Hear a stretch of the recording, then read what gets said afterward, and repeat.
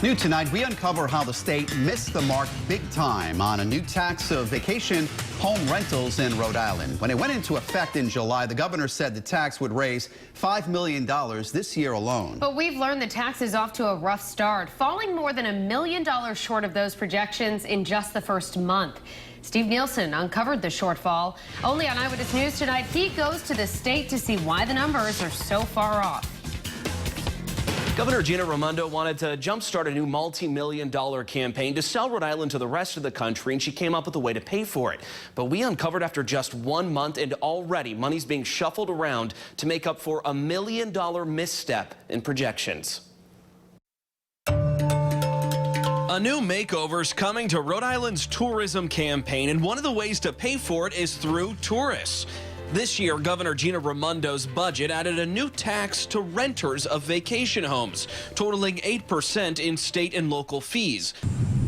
The pitch, the new tax would raise more than $5 million a year. Some of it would be set aside to pay for a new $5 million tourism campaign. We obtained the monthly projections for the new tax from the governor's office. This July, when it went into effect, the state projected $1,377,000 in revenue, tied for the most lucrative month of the year.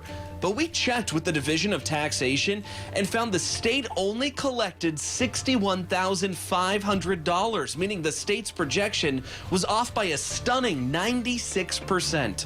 I do think it's very reasonable to expect that the numbers will go up. With a miss that big, I went to the State House, sitting down with Rhode Island Commerce Secretary Stephen Pryor to see what went wrong. You know, in the early going, people have to learn how the system works, what's the right way to file. Pryor blames the lack of revenue on that learning curve and a policy that allowed renters to avoid the new tax if they paid up front before the new fiscal year. Still, there's $1 million less in the bank to pay for things like Governor Raimondo's new tourism budget. It may be that we have excess revenue in one place and lower than expected revenue in another. These things are worked out by our revenue and taxation experts. This is more than $1 million, though. This is not a small amount of money that you can change hands quickly. Not to diminish it, but in the scheme of the budget, it's not a lot of money. I mean, it certainly is. For you or me, it is a lot of money. In the tourism campaign, though, it's a lot of money. It's a $5 million tourism campaign. It doesn't work that way, though. 20% of it. It doesn't work that way, though. That's not the way an item is budgeted. And in fact, some of the revenues we're talking about go to the general fund rather than the tourism campaign per se. Inside a budget, to a certain extent, money's fungible. We asked the state for the tourism tax revenues from August when they projected another $1.4 million in revenue. They tell us those numbers aren't available yet. Pryor says he can't predict if the tax will meet or exceed projections at any point, but believes it'll bring more revenue over time. I think what's important is that there are new sources of revenue and there are new activities underway.